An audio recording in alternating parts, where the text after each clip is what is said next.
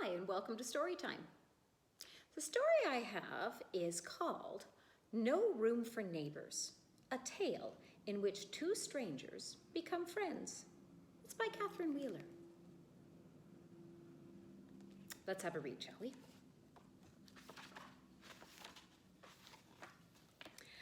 Bradley Bandicoot lived all by himself, and that's how he liked it.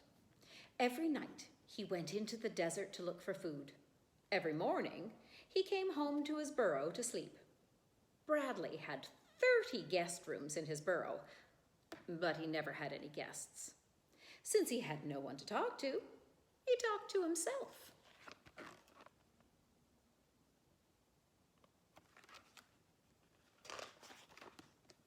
"Oh, what a beautiful night," said Bradley one evening. "Just the night for beetle hunting." Bradley loved beetles more than anything, but they were hard to catch.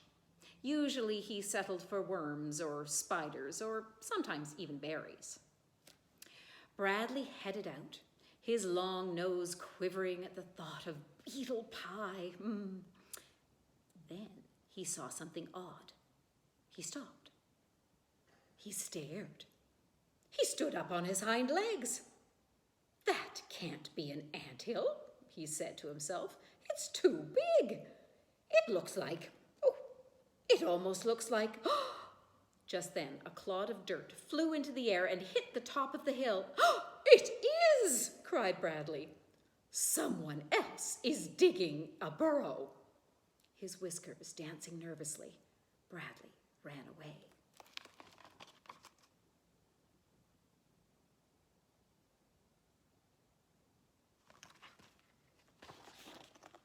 That night, Bradley caught 3 fat black beetles.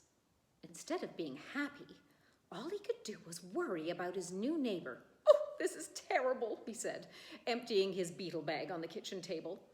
"What if I hear him snoring all day long? Oh, neighbors are noisy." As he rolled out the dough for beetle pie, he said, "What if he blocks off the little creek with all that digging?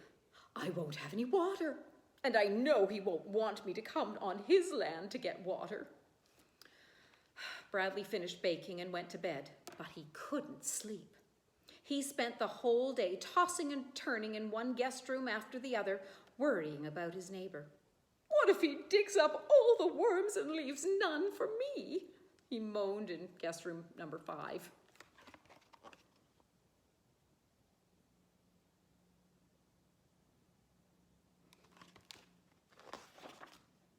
Staring at the ceiling in guest room number 27, Bradley whimpered, "Suppose he scares away all the ants? No more candied ants on holidays." Well, just as Bradley finally dozed off in guest room number 11, he had the worst thought of all. Sitting straight up in bed, he cried, "What if he catches all of my beetles? Oh no, this is terrible." The next evening, Bradley scurried out early. He wanted to go beetle hunting before the neighbor beat him to it. I must find all the beetles first," Bradley squeaked. After an hour of hunting, he dug up a gleaming beetle. Before Bradley could put his paw around it, the beetle darted up the branch of a thorn bush.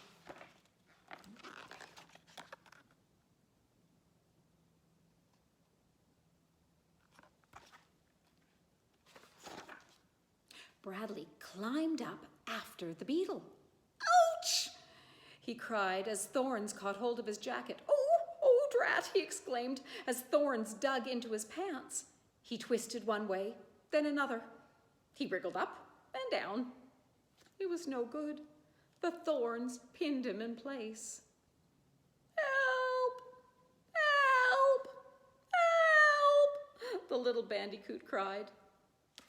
Well, back in the new burrow, Billy Bilby stopped digging. His tall ears twitched. He stood very still, listening. "Someone is in trouble," he said, dusting off his paws. Billy loped into the darkness toward the cries for help. When he saw the little Bandicoot hanging in the thorn bush, Billy stood up and carefully pulled out the thorns, one by one. Then he set Bradley carefully on the ground.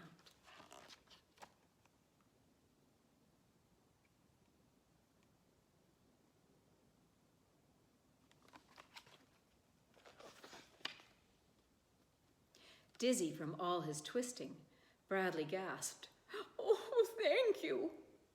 Don't mention it, said Billy politely. What are neighbors for? "Oh, I don't know," said Bradley. "I've never had a neighbor." The Bilby smiled. Neighbors are for helping each other, he answered. Then, true to his word, Billy helped the dizzy Bandicoot to the front door of his burrow. Bradley thought about the Bilby's words. What if he'd had a neighbor to help him when the ceiling had caved in on guest room number 29, he wondered. Or at that time he fell into the creek and got stuck in the mud climbing out. Maybe having a neighbor wasn't so bad after all.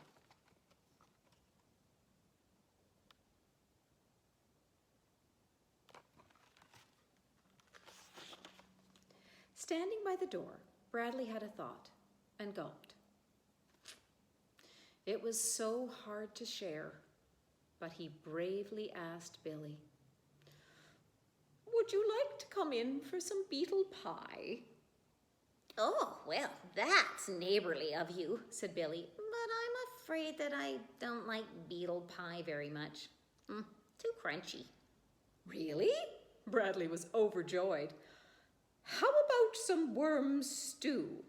The Bilby coughed. Kind of you, but too squishy. Spider muffins? The Bilby smiled. Why, thank you. I love spider muffins.